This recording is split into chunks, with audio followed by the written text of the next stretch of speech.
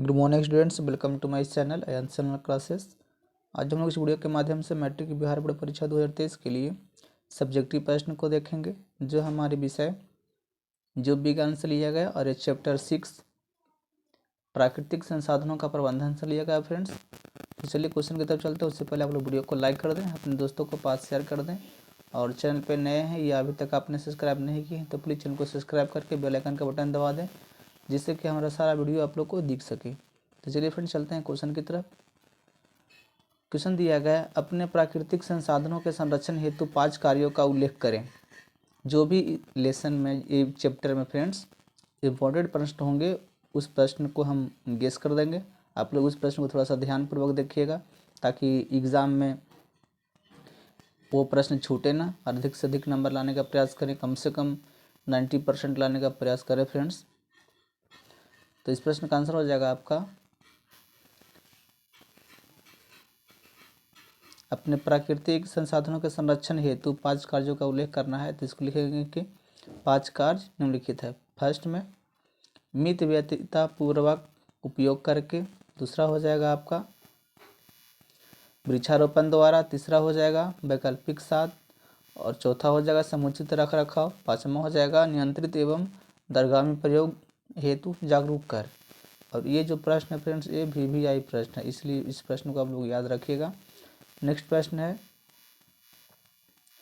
Second, प्राकृतिक संसाधनों को उदाहरण सहित परिभाषित करें कीजिए। तो इस प्रश्न का आंसर हो जाएगा आपका, प्रकृति में पाए जाने वाले मनुष्य के लिए उपयोगी पदार्थों को प्राकृतिक संसाधन कहते हैं। उदाहरण वायु, जल, मिट्टी, खनिज, कोयला, पेट्रोलियम आदि प्राकृतिक संसाधन हैं। नेक्स्ट प्रश्न है, प्राकृतिक संसाधनों को किस तरह सुरक्षित रखा जा सकता है। ये भी प्रश्न VVI है फ्रेंड्स, इसलिए इस प्रश्न को भी याद रखिएगा आप लोग। इसका आंसर हो जाएगा आपका, प्राकृतिक संसाधनों का उपयोग कम से कम करके या उसके बदले किसी अन्य स्रोत पर निर्भर करके प्राकृतिक संसाधनों को बचाया जा सकता है। कृत्रिम संसाधन को बढ़ावा देकर भी हम संसाधनों को सुरक्षा कर सकते हैं। नेक्स्ट प्रश्न है, संसाधनों के दोहन के लिए लंबी अवधि को ध्यान में रखकर बनाई गई परियोजनाओं के लाभ क्या क्या हो सकते हैं। तो इसका आंसर हो जाएगा आपका, संसाधनों के दोहन के लिए लंबी अवधि को ध्यान में रखकर बनाई गई परियोजनाओं से निम्नलिखित लाभ हो सकते हैं। पहला, यह दीर्घकालीन उद्देश्यों को ध्यान में रखकर बनाई जाती है। दूसरा हो जाएगा फ्रेंड्स कि इनकी लागत अधिक होती है पर यह लाभ भी अधिक देते हैं। और तीसरा हो जाएगा, यह परियोजनाओं के प्रभाव व्यापक क्षेत्र पर पड़ते हैं। नेक्स्ट प्रश्न है फ्रेंड्स, संसाधनों के दोहन के लिए कम अवधि के उद्देश्य के परियोजना से क्या लाभ हो सकते हैं। तो इसका आंसर हो जाएगा आपका, संसाधनों के दोहन के लिए कम अवधि के उद्देश्य के परियोजना से निम्नलिखित लाभ हो सकते हैं। पहला, संसाधनों पर कम दबाव अथवा पर्यावरण की न्यूनतम क्षति। सेकंड हो जाएगा, संसाधनों के पुनः पूरण के लिए पर्याप्त समय। और तीसरा हो जाएगा, प्रभाव को कम करने एवं पर्यावरण को सुधारने में सुविधा। तो इस लिहाजे से फ्रेंड्स ये प्रश्न भी VVI है, इस प्रश्न को भी आप लोग अंकित कर लेंगे VVI में। नेक्स्ट प्रश्न है फ्रेंड्स, नाभिकीय ऊर्जा किसे कहते हैं। नाभिकीय ऊर्जा किसे कहते हैं। तो इस प्रश्न का आंसर हो जाएगा आपका, यूरेनियम, जिसका भारी द्रव्यमान होता है फ्रेंड्स। यूरेनियम पर निम्न ऊर्जा न्यूट्रॉन से बमबारी की जाती है और यह हल्के नाभिकों में टूट जाता है तथा विशाल मात्रा में ऊर्जा उत्पन्न होता है। इस ऊर्जा को नाभिकीय ऊर्जा कहते हैं। नेक्स्ट प्रश्न है, जीवमंडल से आप क्या समझते हैं। यह प्रश्न भी VVI है। इसका आंसर हो जाएगा आपका, जीवमंडल जैव व्यवस्था का सबसे बड़ा स्तर है। संसार के विभिन्न पारिस्थितिकी तंत्र या पारितंत्र एक साथ मिलकर जीवमंडल का निर्माण करते हैं। नेक्स्ट प्रश्न है, किन्हीं 2 वन उत्पादकों का पता लगाइए जो किसी उद्योग के आधार है। इसका आंसर हो जाएगा आपका, तेंदुपत्ती का उपयोग बीड़ी बनाने में व न्यूक्लिप्टस वांस के पेड़ों का कागज मिल में। ये 2 वन उत्पाद हैं जो इनके उद्योग के आधार हैं। नेक्स्ट प्रश्न है, रेडियोधर्मिता किसे कहते हैं। तो इसका आंसर हो जाएगा आपका ऐसी परिघटना जिसमें कुछ तत्वों के परमाणु नाभिकों के विघटन के परिणाम स्वरूप इलेक्ट्रॉन यानी कि बीटा कण तथा गामा किरणों विद्युत चुंबकीय जो विकिरण होते हैं उसका स्वतः उत्सर्जन होता है। नेक्स्ट प्रश्न है जो कि ये VVI प्रश्न है फ्रेंड्स, याद रखिएगा इस प्रश्न को आप लोग। प्रश्न है जीवाश्म ईंधन किसे कहते हैं, 2 जीवाश्म ईंधन के नाम लिखें। इसका आंसर हो जाएगा आपका लाखों वर्ष पूर्व जैव मात्रा में अपघटन से प्राप्त होने वाले ईंधन को जीवाश्म ईंधन कहते हैं, जैसे कोयला और पेट्रोलियम। नेक्स्ट प्रश्न है पर्यावरण को बचाने के लिए 3 प्रकार के आर का क्या उपयोग है। इसका आंसर हो जाएगा फ्रेंड्स आपका पर्यावरण को बचाने के लिए 3 प्रकार के आर का उपयोग हम करते हैं। कम उपयोग यानी कि रिड्यूज, पुनः चक्रण यानी कि रिसाइकिल, व पुनः योग मतलब रीयूज। नेक्स्ट प्रश्न है फ्रेंड्स मानव के किन क्रियाकलापों ने गंगा को प्रदूषित किया है। ये प्रश्न भी VVI है, इसको आप लोग याद रखेंगे। इसका आंसर हो जाएगा आपका नहाना, कपड़े धोना, मृत व्यक्तियों की राख व शवों को बहाना, उद्योगों द्वारा उत्पन्न रासायनिक उत्सर्जन आदि मानव के क्रियाकलाप हैं जिनसे गंगा प्रदूषित हो गई है। नेक्स्ट प्रश्न है फ्रेंड्स ग्रीन हाउस प्रभाव से हमारे ऊपर क्या असर पड़ेगा। ये प्रश्न भी VVI है, तो इसका आंसर हम लोग लिखेंगे ग्रीन हाउस प्रभाव से हमारे ऊपर निम्नलिखित प्रभाव या निम्नलिखित असर पड़ेगा। फर्स्ट में लिखेंगे कि अत्यधिक ग्रीन हाउस प्रभाव होने से पृथ्वी की सतह तथा उसके वायुमंडल का ताप बहुत अधिक बढ़ जाएगा। वायुमंडल का ताप अत्यधिक बढ़ जाने से मानव तथा जंतुओं का जीवन कष्टदायक हो जाएगा तथा पेड़ पौधों के स्वास्थ्य पर भी बुरा प्रभाव पड़ेगा। और सेकंड हो जाएगा वायुमंडल का ताप अत्यधिक बढ़ने से पर्वतों की बर्फ शीघ्रता से पिघल जाएगी जिनसे नदियों में बाढ़ आ सकती है तथा जान माल की हानि हो सकती है। और तीसरा हो जाएगा ये तीसरा है फ्रेंड्स कार्बन डाइऑक्साइड के अणु अवरक्त विकिरणों का शोषण कर सकते हैं। वायुमंडल में CO2 की परत अवरक्त मिश्रणों का अवशोषण कर लेती है तथा उन्हें पृथ्वी के पर्यावरण से नहीं जाने देती है, फलस्वरूप वायुमंडल का ताप बढ़ जाता है। नेक्स्ट प्रश्न है पर्यावरण को बचाने का मुख्य उपाय क्या है। तो इसका आंसर हो जाएगा आपका पर्यावरण को बचाने का मुख्य उपाय वृक्षारोपण, CNG, धुआं रहित चिमनी इत्यादि। इससे प्रदूषित हवा, पानी एवं मिट्टी को नियंत्रित किया जा सकता है। नेक्स्ट प्रश्न है फ्रेंड्स जीवाश्म ईंधन जैसे संसाधनों के विवेकपूर्ण उपयोग की आवश्यकता क्यों होती है। इसका आंसर हो जाएगा आपका जीवाश्म ईंधन जैसे संसाधनों के विवेकपूर्ण उपयोग का आवश्यकता है क्योंकि इनकी मात्रा सीमित है और इसके दहन से पर्यावरण प्रदूषित होता है। नेक्स्ट प्रश्न है जो कि VVI प्रश्न है फ्रेंड्स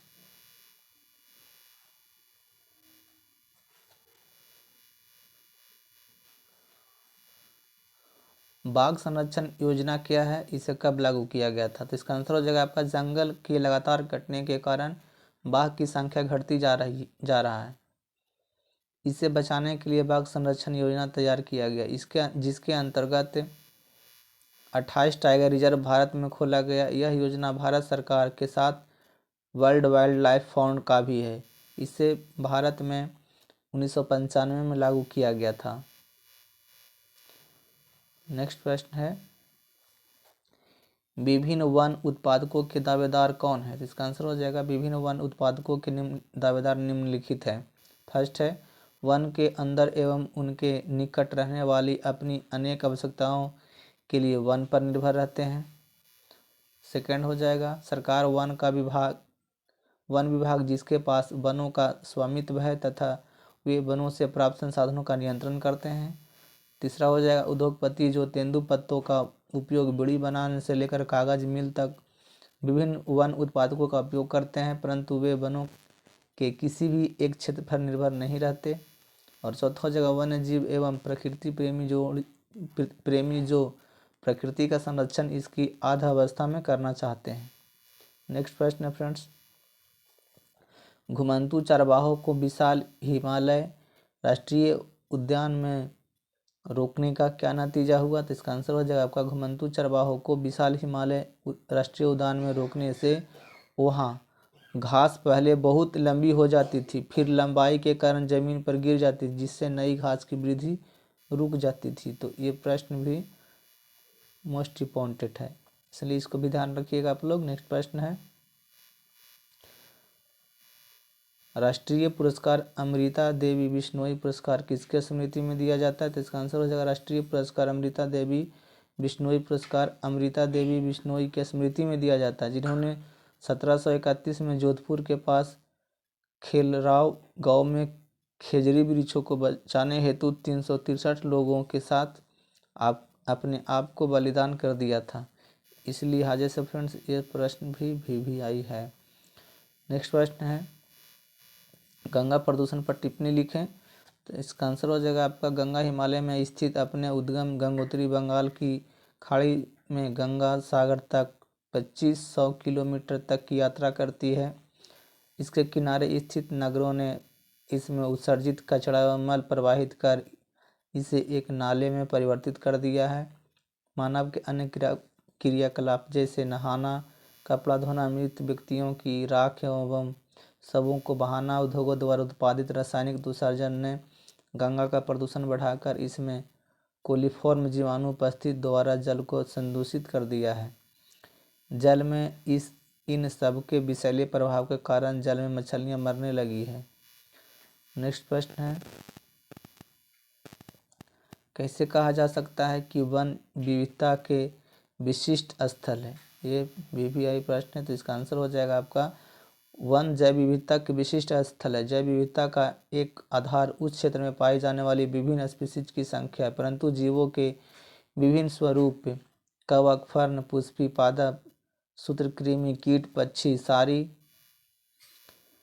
सरीसृप इत्यादि भी महत्वपूर्ण है। वंशागत जैव विविधता को संरक्षित करने का प्रयास प्राकृतिक संरक्षण के मुख्य उद्देश्यों में से एक है। विभिन्न प्रकार के अध्ययन से हमें पता चलता है कि विविधता के नष्ट होने से पारिस्थितिक स्थायित्व के भी नष्ट होने की संभावना बनी रहती है। नेक्स्ट प्रश्न है फ्रेंड्स, आप अपनी जीवन शैली में क्या परिवर्तन लाना चाहेंगे जिससे हमारे संसाधन के संपोषण को प्रोत्साहन मिल सके? ये भी प्रश्न है फ्रेंड्स, जो 5 नंबर में पूछे जा सकते हैं। इसका आंसर हो जाएगा हम अपनी जीवन शैली में ऐसे अनेक परिवर्तन लाना चाहेंगे जिससे हमारे संसाधनों के संपोषण को प्रोत्साहन मिल सके। हम कम उपयोग, पुनः उपयोग तथा पुनः चक्रण की नीति अपनाएंगे। जीवाश्म ईंधन, कोयला एवं पेट्रोलियम का न्यूनतम उपयोग करेंगे। जल की अतिव्ययता को रोकेंगे। बिजली का कम उपयोग करेंगे। वन संपदा को बचाने हेतु उठाए गए कदम में सहयोग करके लिफ्ट का प्रयोग न कर सीढ़ियों का प्रयोग करेंगे। जल संरक्षण में सहयोग देंगे इत्यादि। नेक्स्ट प्रश्न है, पर्यावरण मित्र बनने के लिए आप अपनी आदतों में कौन कौन से परिवर्तन ला सकते हैं? तो इसका आंसर हम लोग लिखेंगे कि पर्यावरण मित्र बनने के लिए हम अपनी आदतों में निम्नलिखित परिवर्तन ला सकते हैं। पहला लिखेंगे कि धुआं रहित वाहनों का प्रयोग करके। दूसरा हो जाएगा पॉलीथीन का उपयोग ना करके। तीसरा हो जाएगा जल संरक्षण को बढ़ावा देकर। चौथा हो जाएगा वनों की कटाई पर रोक लगाकर। पाँचवा हो जाएगा वृक्षारोपण करके। छठा हो जाएगा तेल से चालित वाहनों का कम से कम उपयोग करके। उपरोक्त विभिन्न विधियों को अपनाकर हम पर्यावरण संरक्षण में योगदान कर सकते हैं। इस लिहाजे से फ्रेंड्स ये प्रश्न भी आई ही हैं, तो आप लोग इस प्रश्न को भी देख लेंगे। नेक्स्ट प्रश्न है, प्लास्टिक का पुनः चक्रण किस प्रकार होता है? क्या प्लास्टिक के पुनः चक्रण का पर्यावरण पर कोई समाघात होता है? तो इस प्रश्न का आंसर हो जाएगा आपका प्लास्टिक के डिस्पोजेबल कप एवं गिलास की जगह मिट्टी के कुल्हड़ या पेपर के डिस्पोजेबल कप एवं गिलास का उपयोग करना ज़्यादा सही है। प्लास्टिक का पुनः चक्रण आसान नहीं है। इसे बार बार उपयोग करना, इसका जमाव पर्यावरण में अपेक्षाकृत कम हो जाता है। इससे पर्यावरण से प्लास्टिक समाप्त तो नहीं हो जाएगा, पर इसका जमाव कम हो सकता है। नेक्स्ट प्रश्न है जीवाश्म क्या है? जीवाश्म क्या है? जैव विकास प्रक्रम के विषय में ये क्या बतलाता है? इसका आंसर हो जाएगा किसी जीव की मृत्यु के बाद उसके शरीर का अपघटन हो जाता है तथा वह समाप्त हो जाता है, परंतु कभी कभी जीव अथवा उसके कुछ भाग ऐसे वातावरण में चले जाते हैं जिसके कारण इनका अपघटन पूरी तरह से नहीं हो पाता। जीव के इस प्रकार के परिरक्षित अवशेष जीवाश्म कहलाते हैं। जीवाश्मों के अध्ययन से जैव विकास के प्रमाण मिलते हैं। आर्कियोपेलेटिक्स एक ऐसा ही जीवाश्म है जिसमें रेप्टिलिया तथा एविज दोनों के गुण पाए जाते हैं। आर्कियोपेटेलिक्स में रेप्टिलिया की जगह जबड़े में दांत तथा अंगुलियों में नख होते हैं। पक्षियों की तरह इनमें डैने तथा पैर, जिसको या पंख बोलते हैं फ्रेंड्स, थे। इसके अध्ययन से इस बात की पुष्टि होती है कि रेप्टिलिया तथा एविज का विकास एक ही पूर्वज से हुआ है। इसी तरह यह जीवाश्म प्रक्रम है, यह धीरे धीरे होने वाला जीवों के विकास का है। इसमें दिया गया फ्रेंड्स, यहाँ पे जीवाश्म पेड़ का तना, जीवाश्म अकशेरुकी अनोमाइट, जीवाश्म अकशेरुकी, फिर मछलियाँ नाइट्रिया, उसके बाद जीवाश्म डायनासोर कपाल। नेक्स्ट प्रश्न है जल संग्रहण की पारंपरिक व्यवस्था खादिन पत्ती का रेखांकित चित्र बनाइए। ये भी प्रश्न भी आई है, तो इसका आंसर हो जाएगा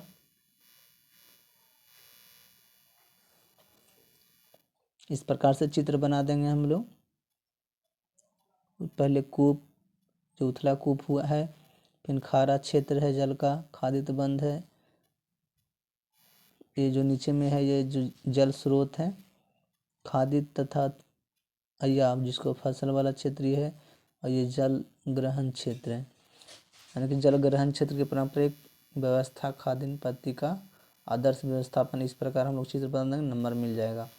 नेक्स्ट प्रश्न है फ्रेंड्स, बड़े बांध के विरोध में मुख्यतः किन समस्याओं का सामना करना पड़ता है? तो इस प्रश्न का आंसर हो जाएगा, ये VVI प्रश्न के अंतर्गत ये 5 नंबर पूछे जा सकते हैं फ्रेंड्स। बड़े भाग के विरोध में मुख्यतः 3 समस्याओं का सामना करना पड़ता है।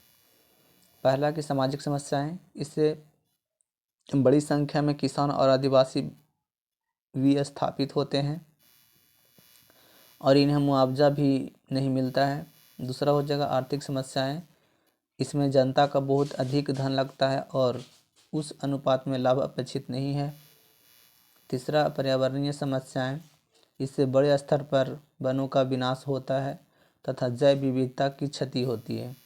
नेक्स्ट प्रश्न है फ्रेंड्स, यदि हमारे द्वारा उत्पादित सारे कचरे जैव निम्नीकरणीय हो तो क्या इनका हमारे पर्यावरण पर कोई प्रभाव नहीं पड़ेगा? इसका आंसर हो जाएगा आपका, यदि हमारे द्वारा उत्पादित सारे कचरे जैव निम्नीकरणीय हो तो अपशिष्ट पदार्थ जमा नहीं होंगे, सारे पदार्थ को पुनः पर्यावरण में वापस भेज देते हैं। इसके कारण हमारा पर्यावरण हमेशा स्वच्छ रहेगा। नेक्स्ट प्रश्न है, हमें वन एवं वन्य जीव का संरक्षण क्यों करना चाहिए? ये भी आई प्रश्न है।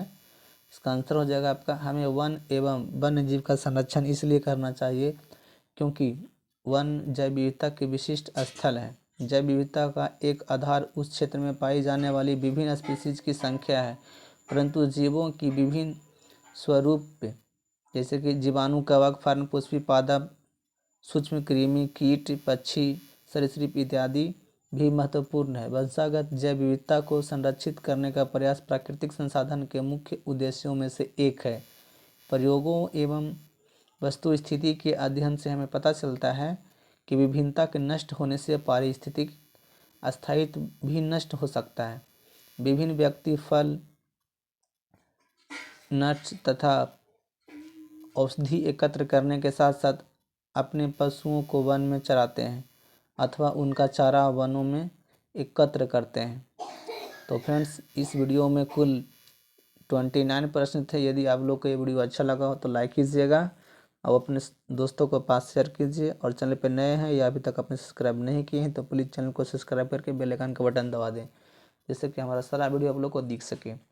तो आशा है फ्रेंड्स आप वीडियो को लाइक कर दिए होंगे और पूर्ण वीडियो देखे होंगे। पूर्ण वीडियो से ही आपको एग्ज़ाम में अधिक नंबरों की प्राप्ति हो सकता है फ्रेंड्स। अगर वीडियो पर आकर के 1-2 प्रश्न देकर चले जाएंगे, किसी वीडियो में किसी बुक में अगर ऐसे पढ़ेंगे तो नंबर नहीं आ सकता। इसलिए मन लगा कर पढ़ें और नंबर लगाकर अपने माता पिता, डिस्ट्रिक्ट, राज्य का नाम रोशन करें, देश हित के लिए भी। तो थैंक यू फ्रेंड्स। जय हिंद, जय भारत।